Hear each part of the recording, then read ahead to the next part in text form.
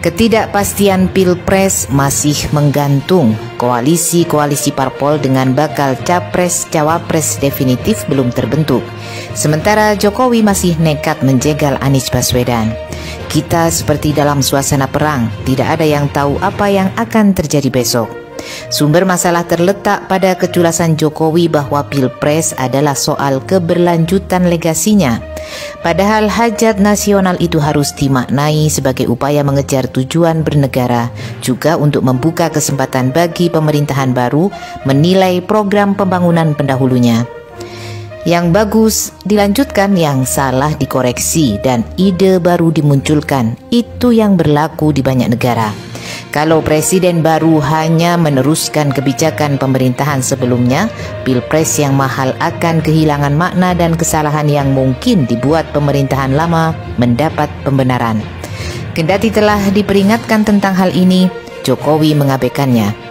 Ini karena ia memposisikan diri sebagai proksi oligarki dan Cina yang ia bayangkan kelak dapat melindungi dinasti politik dan bisnis keluarganya.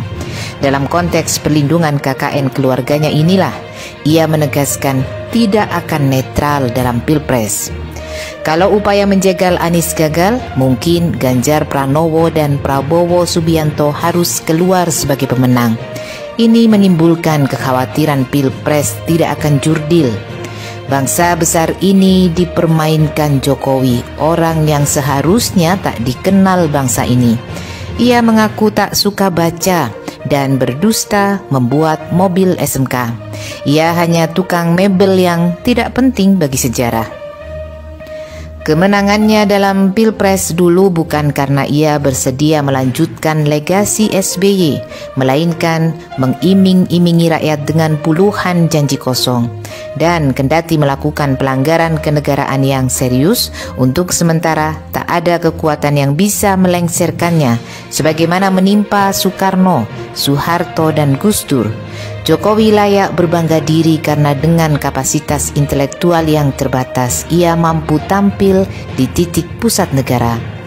Ambisinya membangun IKN yang bagi para pengamat terlihat dungu dan mubazir. Bagi Jokowi hal yang tidak mungkin bisa diwujudkan bila kita tidak memasukkan unsur nekat dan primbon dalam mengambil keputusan. Banyak yang menentang wacana ini, tapi penentangan mereka belum berguna karena lebih banyak orang yang percaya bahwa apapun yang diputuskan Jokowi pasti benar. Ia telah menjadi kultus, keyakinan, gagasan, dan sikap kekinian yang mempengaruhi kehidupan masyarakat. Orang setuju saja dengan semua pendapatnya, tak peduli banyak proyek mercusuarnya yang tidak penting dan boros, menguras sumber daya negara. Mereka juga memaafkan kebohongan publik Jokowi berulang kali, padahal Soeharto yang sangat kuat pun tidak melakukannya. Jangan-jangan Jokowi menderita mitomania atau kebohongan patologis yang membuatnya melakukan kebohongan terus-menerus dalam waktu lama. Pengidap mitomania biasanya berbohong tanpa tujuan yang jelas untuk menutupi kesalahan, memutarbalikkan fakta atau penyebab lainnya. Misalnya, ia berjanji proyek kereta api cepat Jakarta-Bandung tak akan menggunakan APBN, yang terjadi justru sebaliknya. Demikian juga proyek IKN. Masih banyak kebohongan yang dilakukannya tanpa rasa bersalah, padahal pentingnya kejujuran kepala negara tersurat dalam konstitusi bahwa presiden dapat dimakzulkan bila melakukan perbuatan tercela. Ada pakar hukum tata negara yang berpendapat kebohongan sebagai perbuatan tercela. Namun Jokowi merasa aman. Mungkin karena ia yakin dukungan rakyat kepadanya tetap kuat. Citranya sebagai pemimpin kerakyatan yang dermawan karena sering membagi sembako tetap terpelihara.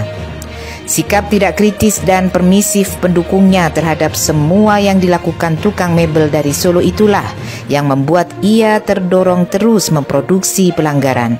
Misalnya merendahkan marwah konstitusi MK. MK menyatakan RUU Cipta Kerja itu inkonstitusional bersyarat karena pembuatannya tidak mengikuti prosedur standar. Pemerintah diminta memperbaikinya dalam waktu 2 tahun. Bukannya mengikuti perintah MK, Presiden Jokowi malah mengeluarkan Perpu. Pakar hukum tata negara Profesor Jimli Asidik melihat pelanggaran ini sudah dapat dijadikan dasar bagi pemakzulan presiden. Memang keputusan MK tak dapat dibatalkan Perpu. Jokowi bukan hanya merasa memiliki privilege untuk boleh berbuat curang, tapi juga menjadi hantu yang ditakuti elit politik. Sekonyong-konyong sebagian ketua umum parpol berubah menjadi kancil pilek. Tak tersisa lagi kelincahan dan kecerdasannya. Mereka mau saja disorong ke sana kemari oleh Jokowi tanpa mereka tahu apa maksud dan tujuannya. Hari ini mereka diperintahkan bergabung ke koalisi sana. Besok mereka diminta mengubah posisi. Sampai kapan ketololan ini berlangsung? Sampai Jokowi meraih tujuannya? Tapi tujuan mengarahkan koalisi dan bakal capres yang didukungnya yang berubah-ubah sulit dipahami. Ketua umum parpol yang dijadikan objek. Anehnya taktik cetek Jokowi ini dianggap sebagai kehebatan. Keanehan ini bisa terjadi karena sebagian ketua umum parpol merupakan pasien rawat jalan. Ada lagi parpol yang ingin mendapatkan efek ekor jas Jokowi sehingga manut pada apapun yang diperintahkannya. Yang tak patuh dikenai hukuman sangat berat. Nasdem yang mengusung Anies sudah merasakannya. Yang aman adalah mereka yang menyesuaikan diri dengan pikiran Jokowi. Kita sedang bertransformasi menjadi bangsa kerdil, rasionalitas dan moralitas menghilang diam-diam. Orang-orang pandai bersembunyi di kampus sambil menasehati mahasiswa untuk bertawakal pada Tuhan atas nasib bangsa. Kampus bukan lagi rumah juang untuk menyuarakan kebenaran. Mereka telah dipisahkan dari masyarakat untuk menjadi pertapa di hutan belantara, membiarkan rakyat tersekap dalam labirin ketidakwarasan. Proses deformasi sedang berlangsung untuk mengembalikan negara ke tatanan lama yang korup. Spirit mahasiswa 1998 untuk melahirkan tatanan baru yang beradab hari ini dikuburkan. Rakyat dibentur-benturkan menggunakan metode primitif para tiran untuk menguras tuntas energi mereka agar mudah dikendalikan. Rakyat yang bingung tak akan tahu sumber permasalahan mereka. Bagaimanapun, belakangan ini makin banyak orang yang marah menyaksikan kemerosotan indeks demokrasi, korupsi, dan pembangunan manusia. Harga bahan pokok melambung tinggi dan utang luar negeri menyentuh 7.900 triliun, belum termasuk utang BUMN yang juga fantastis. Kemenkeu mengatakan kalau mau utang negara dihentikan, maka rakyat harus siap berbagai subsidi dicabut. Mereka bilang utang penting untuk memacu pertumbuhan ekonomi, tapi utang harus produktif, jawab Rizal Ramli. Sebab pertumbuhan utang RI lebih besar dari pertumbuhan ekonomi. Rizal berpendapat seharusnya utang direnegosiasi dengan kreditor karena bunganya terlalu tinggi dibandingkan bunga yang didapat negara ASEAN lain.